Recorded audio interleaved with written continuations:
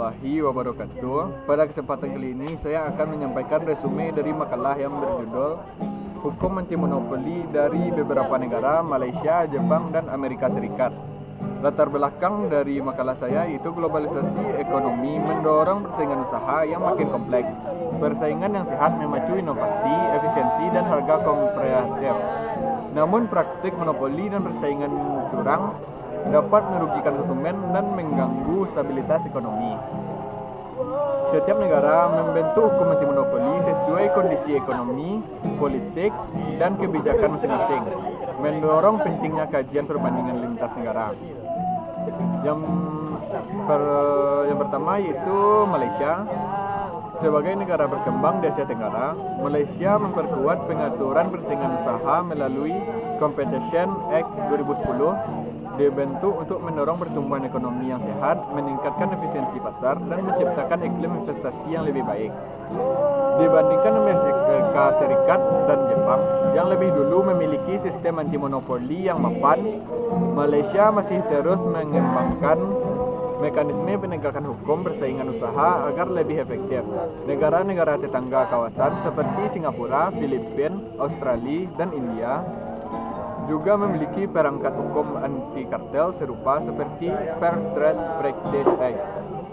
Tujuan utamanya yaitu untuk mendorong pertumbuhan ekonomi yang sehat dan efisiensi pasar, lalu fokus regulasi iklim investasi yang lebih baik dan persaingan yang adil, lalu tahap perkembangan sistem penegakan hukum masih terus disempurnakan. Bentuk-bentuk praktik yang dilarang yang pertama yaitu monopoli, penguasaan produk atau pemasaran barang atau jasa tertentu oleh satu pelaku atau kelompok usaha. Yang ketiga yaitu monopsoni, yaitu penguasaan atas penerimaan pasokan barang atau jasa dalam suatu pasar oleh suatu pelaku usaha. Lalu penguasaan pasar, yaitu menolak atau menghalangi pesaing. Lalu persekongkolan, yaitu kerjasama antar pelaku usaha untuk menguasai pasar, termasuk pengaturan tender. Lalu yaitu posisi dominan, yaitu keadaan pelaku usaha tanpa pesaing berarti unggul dalam pangsa pasar dan akses pasokan.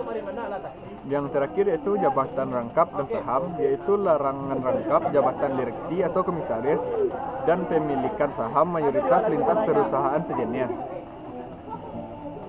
Yang kedua yaitu Jepang. Sebelum Perang Dunia Kedua, ekonomi Jepang dikuasai kelompok bisnis besar Zaibatsu, yaitu Mitsubishi, Mitsui, dan Sumitomo, yang dipimpin perusahaan, holding, keluarga, dan menguasai bank serta perdagangan internasional.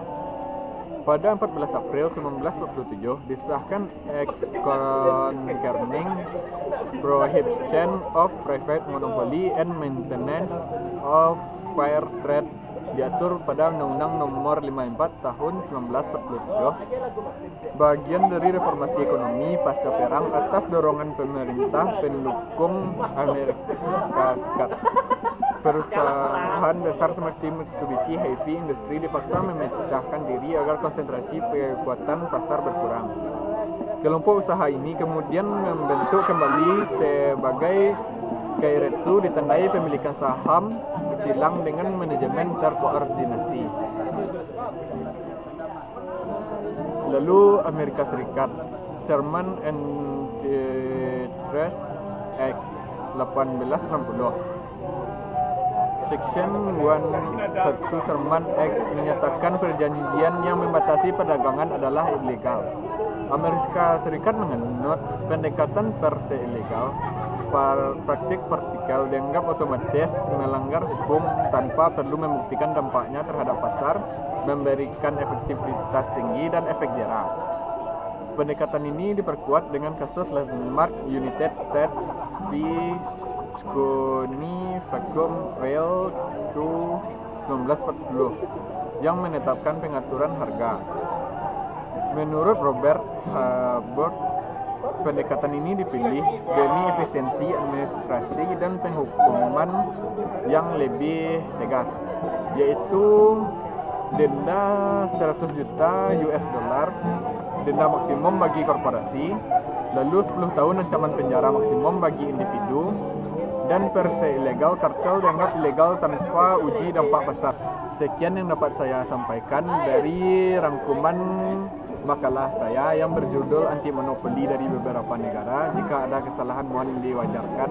Assalamualaikum warahmatullahi wabarakatuh.